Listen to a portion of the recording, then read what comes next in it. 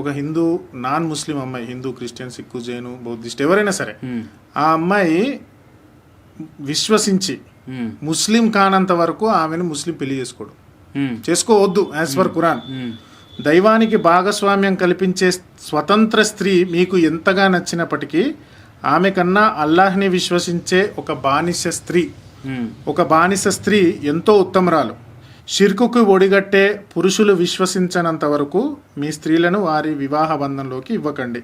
అంటే ముస్లిం అమ్మాయిని ప్రేమించేటటువంటి హిందూ అబ్బాయి కూడా ఖచ్చితంగా వాడు ఇస్లాంలో కన్వర్ట్ అవ్వాలి. ఇక్కడ శంషాబాద్ దగ్గర అప్పట్లో ఒక కేసు ఉండేది.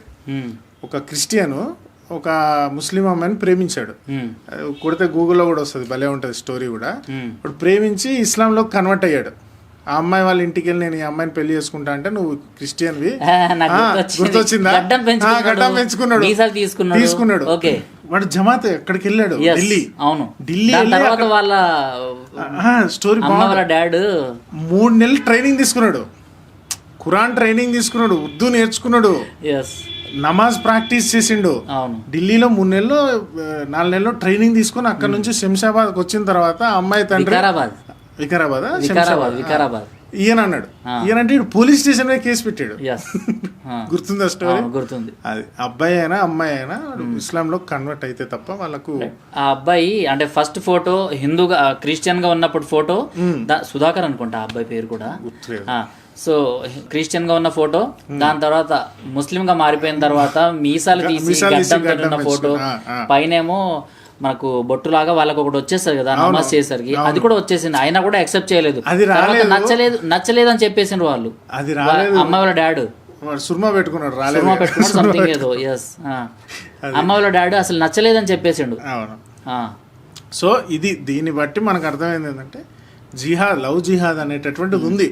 అది మన భారతదేశంలోనే కాదు, చాలా ప్రపంచ దేశాల్లో ఒక రుగ్మతలాగా తయారైపోయింది అని చాలా మంది దేశాలలో ఉన్నటువంటి మత పెద్దలు చాలా బాధపడుతున్నారు. బుద్ధిస్టులు కూడా దీని మీద బాధపడుతున్నారు.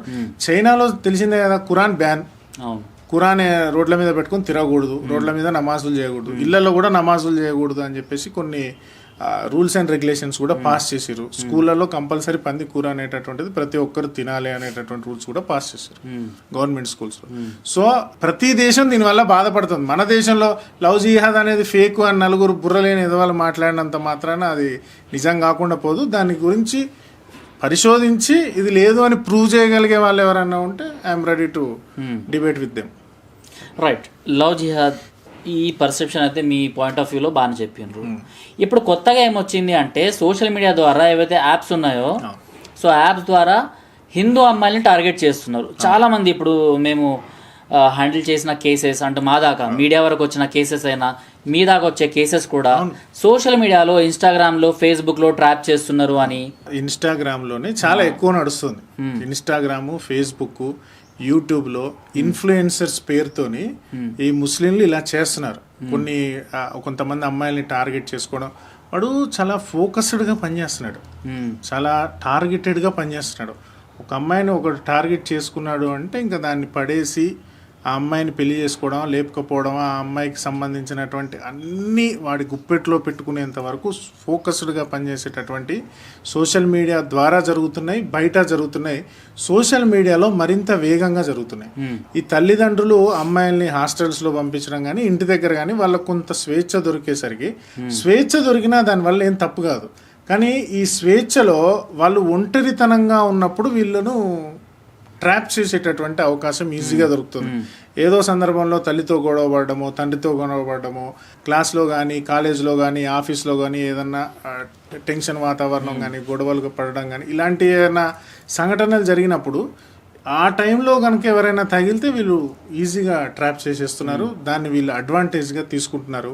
తల్లిదండ్రులు పిల్లలకి చెప్పాలి, సోషల్ మీడియా అయినా బయట అయినా ఎక్కడైనా సరే ట్రాప్ అవ్వడం అనేది జరుగుతుంది. సో వాళ్లకు మీరు ఇలాంటి సంఘటనలు సమాజంలో జరుగుతున్నాయి కాబట్టి కొంత విచక్షణతో ఉండండి అని ఎవ్రీ టైం తల్లిదండ్రులు ఫీడింగ్ ఇవ్వాలి. అన్నదమ్ములు కూడా చొరవ తీసుకొని చెల్లెళ్ళకి, అక్కలకి ఈ రకమైనటువంటి ఫీడింగ్ ఇవ్వాల్సిన అవసరం ఉంది.